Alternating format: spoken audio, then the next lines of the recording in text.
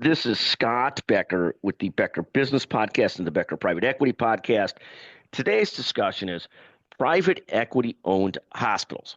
So, one of the things that happens is if you're on Twitter or on X, there are different areas where people blame all of everything on one thing or another.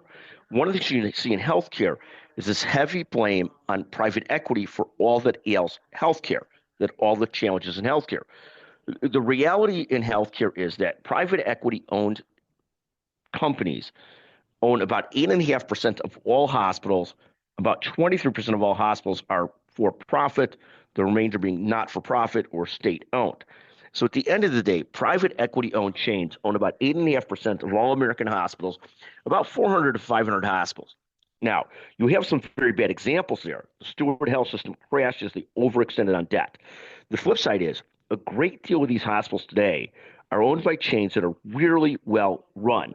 On the private equity side, it's chains like LifePoint, that's a very well run chain. On the for-profit side, it's HCA, which is also really well run.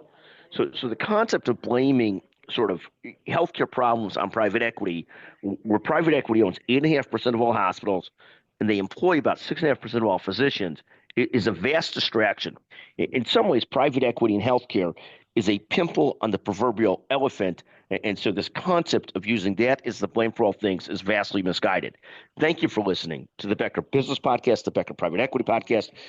Those stats come from Grok, from AI, from me checking them, but they seem about right to me. I thought they were actually less than that in terms of the amount of hospitals owned by private equity, but it shows about 488 of about 5,000 something owned by private equity. Thank you for listening to the Becker Business Podcast, the Becker Private Equity Podcast. Thank you very, very much.